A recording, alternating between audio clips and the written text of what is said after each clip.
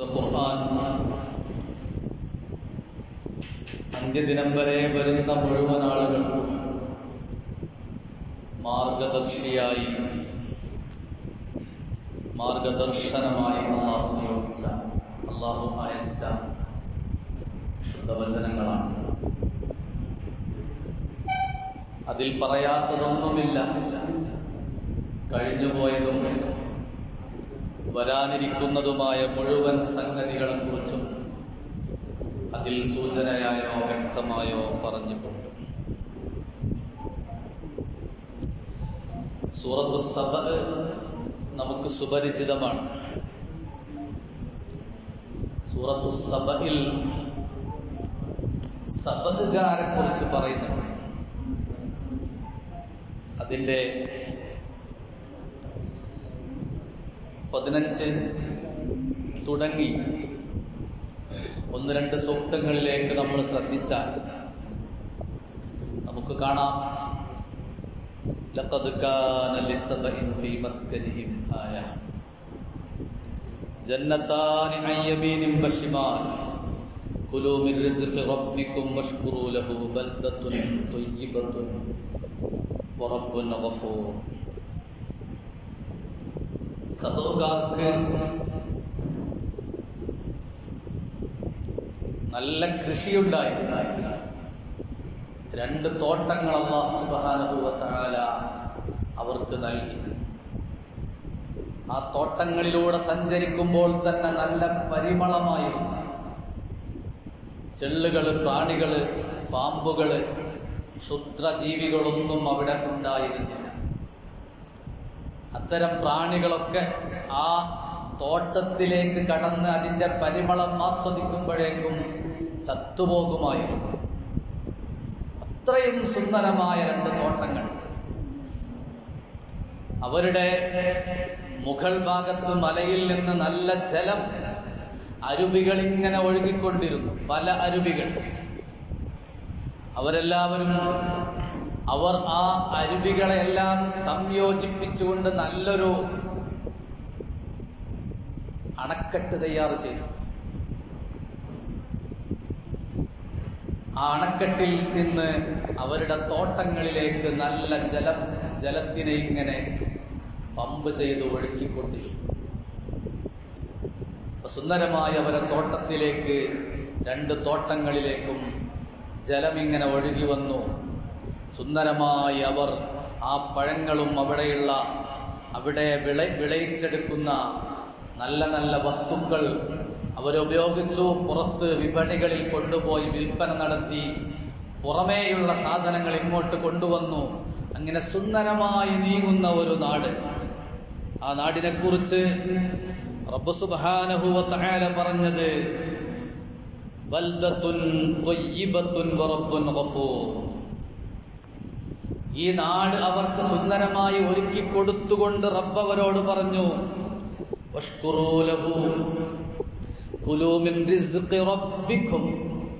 നിങ്ങളുടെ റബ്ബ് നിങ്ങൾക്ക് തന്ന റിസ്ഖിൽ നിന്ന് നിങ്ങൾ ഭക്ഷിക്കുക. വഷ്കുറൂ ലഹു, നിങ്ങൾ ആ റബ്ബിന് ശുക്ർ ചെയ്യണം. റബ്ബിനെ മറന്നുകൊണ്ട് ഒരു ബിസിനസ്സും നടത്തരുത്, ഒരു ഇടപാടും നടത്തരുത്, ഒരു ക്രിയവിക്രയങ്ങളും നടക്കരുത്, ഒരു വാക്കും പറയരുത്. റബ്ബിന് ശുക്ർ ചെയ്യണം. വഷ്കുറൂ ലഹു. എന്നിട്ട് അല്ലാഹു പറഞ്ഞു, ബൽദത്തുൻ ത്വയ്യിബത്തുൻ, നിങ്ങൾക്ക് നല്ലൊരു നാട് തന്നില്ലേ റബ്ബ്. വറബ്ബുൻ ഗഫൂർ, ഗഫൂറായ ഒരു റബ്ബും നിങ്ങൾക്കില്ലേ.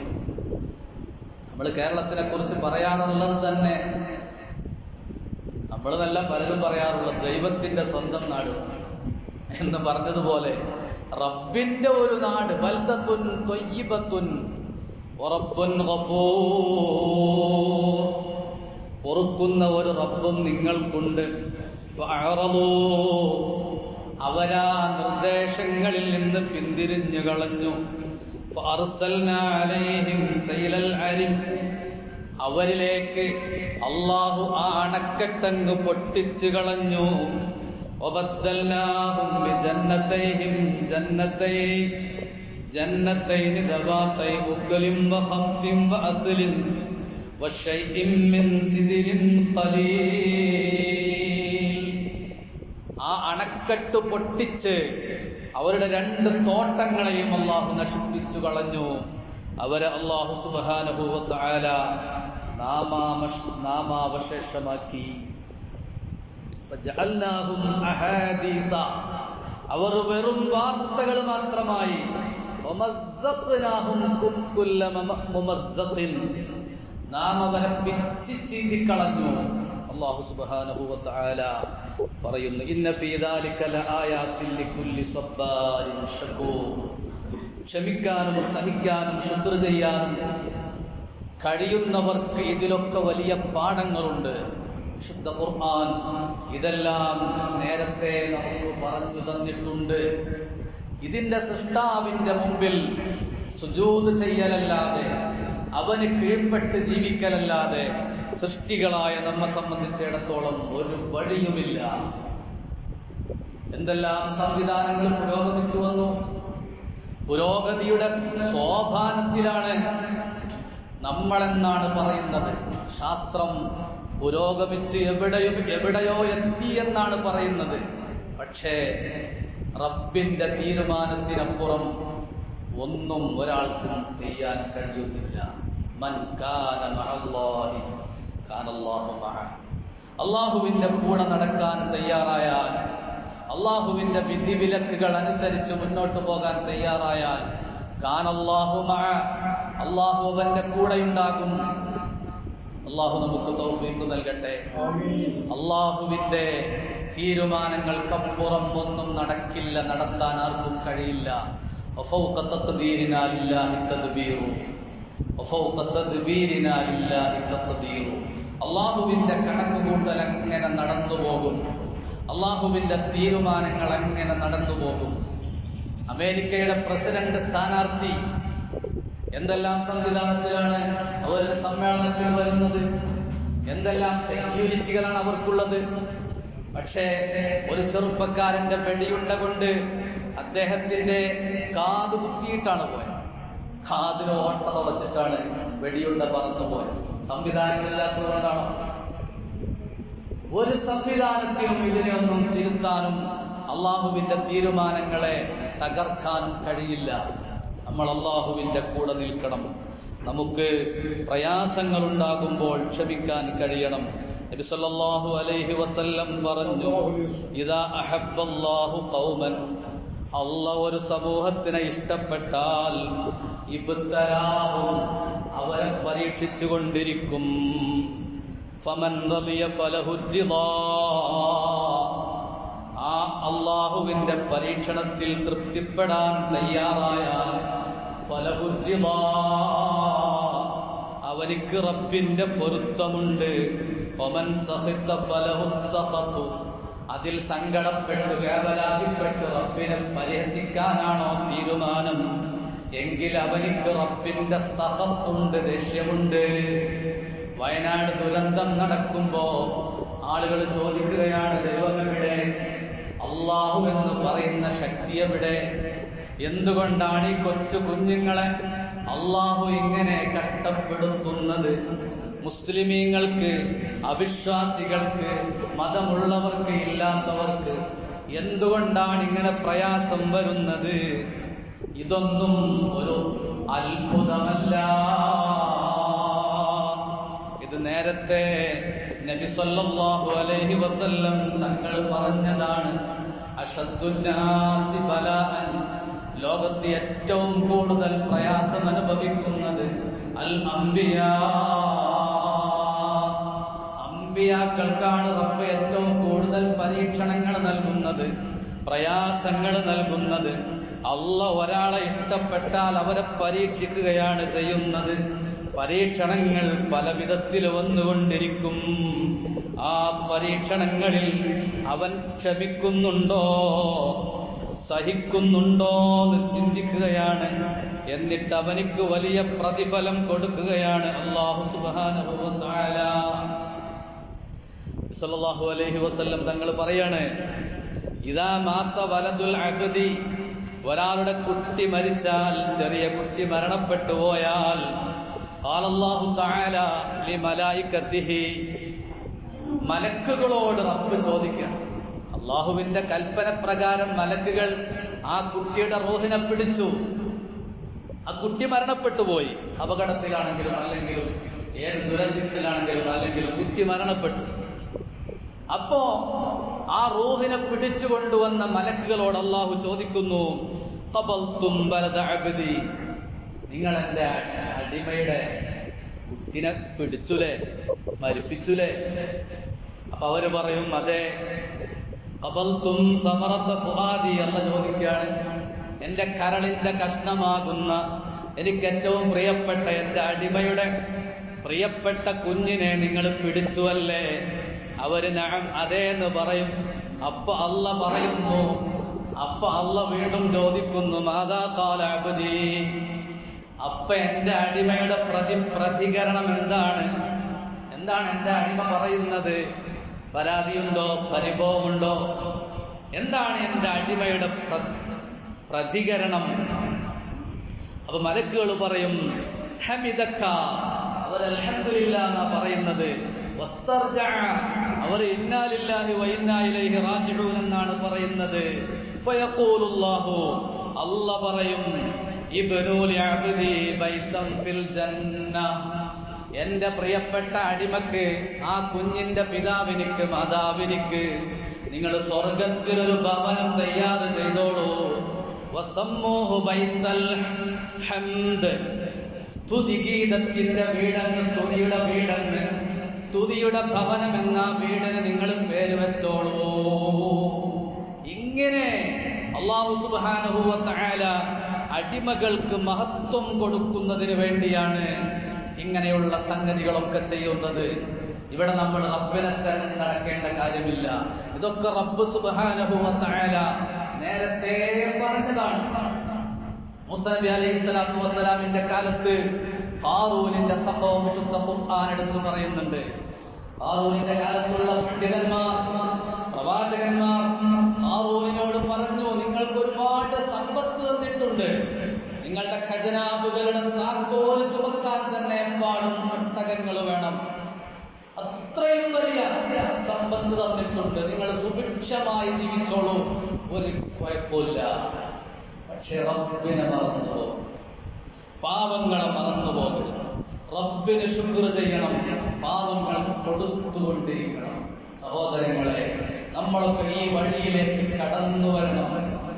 പാവങ്ങൾക്ക് നമ്മൾ സ്വതന്ത്ര ചെയ്തുകൊണ്ടിരിക്കണം, കഴിവിന്റെ പരമാവധി കൊടുത്തുകൊണ്ടിരിക്കണം. എത്ര സ്വർണമാണ് വയനാട്ടിൽ മണ്ണിനടിയിൽ പോയത്? എത്രയാണ് ആളുകൾ അപഹരിച്ചു കൊണ്ടുപോയത്? അൽഹംദുലില്ലാഹ്, നമ്മൾ കണ്ടു നമ്മുടെ SYSന്റെ സാന്ത്വന പ്രവർത്തകന്മാർ 50 പവൻ സ്വർണം കിട്ടിയിട്ട് ഉടമയെ കണ്ടെത്തി തിരിച്ചേൽപ്പിച്ച ഫോട്ടോ നമ്മുടെ കണ്ണിനെ കുളിരണിയിപ്പിച്ചു. വിശ്വസ്തതയുടെ പ്രതീകമായി നമ്മുടെ പ്രവർത്തകന്മാർ, അവിടെയുള്ള എല്ലാ വിഭാഗം പ്രവർത്തകന്മാർക്കും, സാന്ത്വന സേവന പ്രവർത്തകന്മാർക്കൊക്കെ അല്ലാഹു ഖൈർ പ്രദാനം ചെയ്യട്ടെ. അതുകൊണ്ട് ഞാൻ കൂടുതൽ സംസാരിക്കുന്നില്ല. നമ്മളെ യജമാനനായ റബ്ബിനെ മറന്നു പോകരുത്. റബ്ബിനെ മറന്നൊന്നും പറഞ്ഞു പോകരുത്. റബ്ബിനെ മറന്ന് ഒരാളോടും നമ്മൾ ദേഷ്യപ്പെട്ടു പോകരുത്. ഇന്ന് കാണുന്നവർ നാളെ കണ്ടുകൊള്ളണമെന്നില്ല, ഇന്ന് കൂടെയുള്ളവർ നാളെ ഉണ്ടായിക്കൊള്ളണമെന്നില്ല. ഒരു ദുരന്തവും ഒരു നാട്ടിൽ മാത്രമാകണമെന്നില്ല. എവിടെയും എപ്പോഴും എങ്ങനെയും സംഭവിക്കാവുന്നതാണ്. ഇതൊക്കെ എല്ലാവർക്കും യജമാനനായ റബ്ബ് സുബ്ഹാനഹു വ തആല നന്മയുടെ കവാടങ്ങൾ തുറന്നു തരുമാറാകട്ടെ. ഞാൻ നീട്ടി സംസാരിക്കുന്നില്ല. മുഅ്മിനീങ്ങളെ, ശുദ്ധമായ റബീഉ വരികയാണ് നമ്മിലേക്ക്. ഹബീബായ റസൂലുള്ളാഹി സ്വല്ലല്ലാഹു അലൈഹി വസല്ലമ തങ്ങളിലേക്ക് നമുക്കടുക്കാൻ കഴിയണം. അവിടുത്തെ സുന്നത്തുകൾ നമ്മുടെ ജീവിതത്തിൽ പകർത്തണം. നമ്മുടെ നാട് ഹബീബായ നബി സല്ലല്ലാഹു അലൈഹി വസല്ലമ തങ്ങളിലേക്ക് അടുക്കണം. തങ്ങളെ അടുത്തറിയണം, തങ്ങളെ സ്നേഹിക്കണം, തങ്ങളെ അനുധാവനം ചെയ്തുകൊണ്ട് നമ്മളങ്ങനെ ജീവിക്കണം. അങ്ങനെ ഒരു തലമുറ നമ്മുടെ നാട്ടിൽ കടന്നു വരണം. നമ്മുടെ ഉമ്മമാരും വിദ്യാർത്ഥികളും മക്കളും ഒക്കെ അങ്ങനെയാകണം. അതിനുള്ള സംവിധാനങ്ങളാകണം നമ്മുടെ നബിദിനാഘോഷ പരിപാടികൾ. അങ്ങനെയുള്ള ചിന്തകളൊക്കെ നബി സല്ലല്ലാഹു അലൈഹി വസല്ലമ തങ്ങളിലേക്ക് അടുപ്പിക്കുന്ന ചിന്തകളാകണം. ഇതിന്റെ ഒക്കെ പിന്നിൽ നമ്മുടെ മനസ്സിലുണ്ടാകേണ്ടത്, ഞാൻ കഴിഞ്ഞ ദിവസം ഒരു കിതാബ് കണ്ടു, അൽഫു സുന്നത്തിൻ ഫിൽ യൗമി വൽ ലൈല എന്നാണ് അതിന്റെ പേരെന്ന് ഞാൻ ഓർക്കുന്നു. ഒരു രാവും പകലും ചെയ്യാവുന്ന 1000 സുന്നത്തുകൾ, 1000 സുന്നത്ത് ഒരു കിതാബിൽ പരിചയപ്പെടുത്താണ്.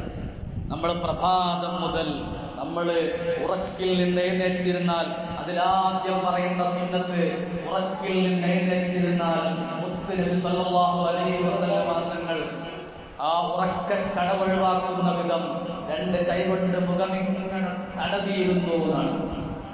നമ്മൾ ചെയ്യുന്നതാണ്, പക്ഷെ അത് സുന്നത്താണ്. നബി സല്ലല്ലാഹു അലൈഹി വസല്ലമ തങ്ങളുടെ സുന്നത്തായി നമ്മൾ ചെയ്യുമ്പോൾ നമുക്കതിന് പ്രതിഫലം ലഭിക്കുകയാണ്. അള്ളാഹു നമുക്ക് തൗഫീഖ് നൽകട്ടെ. ഹബീബായ നബി സല്ലല്ലാഹു അലൈഹി വസല്ലമ തങ്ങളുടെ ഒരുപാട് സുന്നത്തുകളിലേക്ക് നമുക്കടുക്കാൻ കഴിയണം. മഹാനായ ദിന്നൂൽ മിസ്രി റളിയല്ലാഹു അൻഹു പറഞ്ഞു, മിൻ അലാമത്തിൽ മഹബ്ബത്തി ലില്ലാഹി അസ്സ വജല്ല, അല്ലാഹുവിനോട് നിങ്ങൾക്ക് സ്നേഹമുണ്ട് എന്നതിന്റെ അടയാളം മുത്താബഅത്തു ഹബീബിഹി സ്വല്ലല്ലാഹു അലൈഹി വസല്ലം, നബി സ്വല്ലല്ലാഹു അലൈഹി വസല്ലം തങ്ങളെ ഫോളോ ചെയ്തുകൊണ്ട് ജീവിക്കലാണ്. ഫി അഖ്ലാഖിഹി വ അഫ്ആലിഹി വ അവാമിരിഹി വസ്സുനനിഹി, നബി സല്ലല്ലാഹു അലൈഹി വസല്ലം തങ്ങളുടെ സ്വഭാവങ്ങളിൽ, അവിടുത്തെ പ്രവർത്തനങ്ങളിൽ, അവിടുത്തെ കൽപ്പനകളിൽ, അവിടുത്തെ സുന്നത്തുകളിൽ അവിടുത്തെ പിന്തുടർന്ന് ജീവിക്കലാണ് അള്ളാഹുവിനോട് സ്നേഹമുണ്ട് എന്നതിന്റെ തെളിവ്. ശുദ്ധ ഖുർആൻ സൂറത്ത് ആലു ഇംറാനിന്റെ 31-ാമത്തെ സൂക്തത്തിൽ പറഞ്ഞു, ഖുൽ ഇൻ കുൻതും തുഹിബ്ബൂനല്ലാഹ ഫത്തബിഊനി, അള്ളാഹുവിനെ നിങ്ങൾ ഇഷ്ടപ്പെടുന്നെങ്കിൽ എന്നെ പിന്തുടർന്നോളൂ, എങ്കിൽ യുഹ്ബിബുക്കുമുല്ലാഹ്, തിരിച്ച് അള്ളാഹുവിന്റെ സ്നേഹം നിങ്ങൾക്ക് ലഭിക്കും. വയഗ്ഫിർ ലക്കും ദുനൂബക്കും, നിങ്ങളുടെ പാപങ്ങളൊക്കെ പുറത്തു കിട്ടും. നബി സല്ലല്ലാഹു അലൈഹി വസല്ലമ തങ്ങളുടെ ഒരു സുന്നത്ത് നമ്മൾ പിന്തുടർന്ന് നമ്മുടെ ജീവിതത്തിന്റെ ഭാഗമാക്കുമ്പോൾ കിട്ടുന്ന ഗുണമെന്താണ്? അള്ളാഹു നമ്മെ സ്നേഹിക്കുന്നു, നമ്മുടെ പാപങ്ങളൊക്കെ പൊറുക്കപ്പെടുന്നു. ബഹുമാനപ്പെട്ട സയ്യിദുനാ ഹസനുൽ ബസരി റളിയല്ലാഹു അൻഹു പറഞ്ഞു, ഫകാന അലാമത്തു ഹുബ്ബിഹിം ഇയ്യാഹു, സ്വഹാബത്തിന് നബി സല്ലല്ലാഹു അലൈഹി വസല്ലമ തങ്ങളുടെ ഹുബ്ബ് സ്നേഹമുണ്ട് എന്നതിന്റെ അടയാളം ഇത്തിബാഉ സുന്നത്തി റസൂലിഹി, റസൂൽ സല്ലല്ലാഹു അലൈഹി വസല്ലമ തങ്ങളുടെ സുന്നത്തിനെ പിന്തുടർന്ന് അവർ ജീവിക്കുക എന്നതായിരുന്നു. وإن منزلة المؤمن تقاس باتباعه للرسول صلى الله عليه وسلم فكلما كانت تطيقه للسنة أكثر كان عند الله أعلى وأكرم. ഒരാൾ നബി സല്ലല്ലാഹു അലൈഹി വസല്ലമ തങ്ങളുടെ സുന്നത്തിനോട് എത്ര അടുത്തുകൊണ്ട്, എത്ര അനുധാവനം ചെയ്തുകൊണ്ട് ജീവിക്കുന്നുവോ അത്രയും അയാൾ അള്ളാഹുവിങ്കൽ കൂടുതൽ ബഹുമാന്യനായിത്തീരും.